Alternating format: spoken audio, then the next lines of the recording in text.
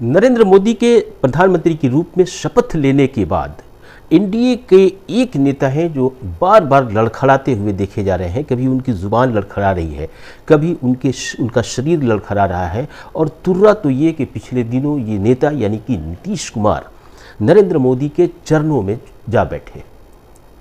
इस तस्वीर को पूरी दुनिया ने देखा। आखिर इसका उद्देश्य क्या हो सकता है? क्या नीतीश कुमार कुछ इस तरह से डरे हुए हैं इसकी वजह से उन्होंने खुद को आत्मसमर्पण सा कर दिया है? लेकिन जो आज का घटनाक्रम सीतामढ़ी में पेश आया है उससे अब ये साफ होता जा रहा है कि एक बड़ी कोशिश जारी है जिससे ये पता चल सके कि जनता दल यूनाइटेड खत्म होने के कगार पर है और भारतीय जनता पार्टी में संभव है कि इसके विलय की साजिश भी चल रही है। हक की बात इरशादुल हक के साथ में आज हम देवेश चंद्र ठाकुर जो सीतामढ़ी के सांसद बने हैं उन्होंने जो बयान दिया है उस पर चर्चा करेंगे। दरअसल इस बात को आगे बढ़ाने से पहले ये जानते हैं कि देवेश चंद्र ठाकुर ने कहा क्या है। देवेश चंद्र ठाकुर ने शिक्षकों द्वारा आयोजित सम्मान समारोह में एक बात कही। उन्होंने कहा कि मुसलमानों और यादवों ने हमें वोट नहीं दिया है। अगर वो हमसे काम कराने के लिए आते हैं तो हम उन्हें चाय भी पिलाएंगे, नाश्ता भी कराएंगे, लेकिन स्पष्ट रूप से कह देंगे कि हम आपका काम नहीं कर सकते हैं।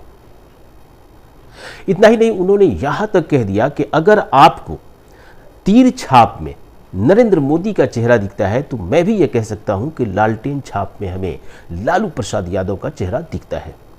अब आइए इस बयान के निहितार्थ को समझने की कोशिश करते हैं। अगर कोई नेता ये कहता है कि मुसलमान और यादवों का हम काम नहीं करेंगे, इससे स्पष्ट होता है कि उसे मुसलमानों और यादवों का वोट न मिला हो न सही, लेकिन ये तय है कि अगली बार वो शख्स अगर लोकसभा या विधानसभा के चुनाव में मैदान में आता है तो उसे इन दो जातियों का वोट नहीं मिलेगा। लेकिन अगर हम बात को थोड़ा सा और आगे बढ़ाते हैं, इसी समारोह में उन्होंने कहा कि कुशवाहा लोगों के ऊपर भी मेरी नाराज़गी है। कुशवाहा समाज ने भी वोट नहीं किया और कुशवाहा लोगों को ये समझना चाहिए कि लालू प्रसाद यादव ने कुछ सीटें कुशवाहा बिरादरी को दे दिया तो इससे क्या हुआ? क्या लालू प्रसाद या उनके जीते हुए सांसद ही उनका काम करवाएंगे? तो इस तरह से देवेश चंद्र ठाकुर का यह बयान दरअसल जनता दल यू के वजूद को मिटाने का बयान है।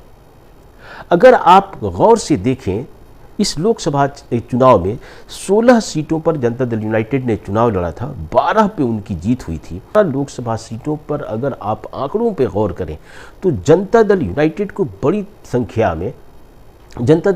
को मुसलमानों ने बड़ी संख्या में वोट किया, वरना जनता दल यूनाइटेड की हैसियत नहीं थी कि वो जीत सके, क्योंकि भारतीय जनता पार्टी का जो कोर वोटर है वह भारतीय जनता पार्टी का core voter Janata Dal United की तरफ शिफ्ट नहीं हुआ। इसकी बानगी अगर आप देखना चाहें तो देवेश चंद्र ठाकुर के उस बयान से मिलती है जिसमें उन्होंने ये भी कहा कि कुशवाहा लोगों ने भी हमें वोट नहीं दिया। कलवार लोगों का वोट, वैश्य समाज का आधा वोट कट गया। और आपको हम बताएं कि कुशवाहा और कलवार और ये जो वैश्य समाज है भारतीय जनता पार्टी का बड़ा सपोर्टर रहा है, ट्रेडिशनली ये उसको सपोर्ट करता रहा है। तो अगर जनता दल यूनाइटेड का कोई नेता इस तरह की बात करता है तो भविष्य में वो अपने ही लिए कब्र खोदता है और इसका असर ये होगा कि जब अगली बार जनता दल यूनाइटेड का कोई नेता चुनाव मैदान में होगा तो उससे कुशवाहा समाज के लोग, कुशवाहा समाज के लोग, मुसलमान, यादव ये पूछेंगे कि हम आपको क्यों वोट दें, क्योंकि आपके नेता ने ये कहा था कि हम मुसलमानों और यादवों का काम नहीं करेंगे। तो इस तरह से जनता दल यूनाइटेड के जनाधार को, जनता दल यूनाइटेड के पूरे वोट बैंक को, जो उसका शेयर है, उसको खोखला करने की एक तरह से साजिश है। और मुझे नहीं लगता कि नीतीश कुमार को इसका इल्म भी है कि उनके कई सांसद इस तरह के क्रियाकलाप में लगे हुए हैं कि जिससे वो इशारा करते हैं कि वो भारतीय जनता पार्टी की तरफ शिफ्ट कर रहे हैं। ये तो देवेश चंद्र ठाकुर पहले व्यक्ति हैं जिनकी बात सामने आई है। एक एक करके इसका प्रभाव जनता दल यूनाइटेड के अन्य नेताओं पर पड़ेगा और वैसी स्थिति में जनता दल यूनाइटेड को टूटने का भी खतरा है।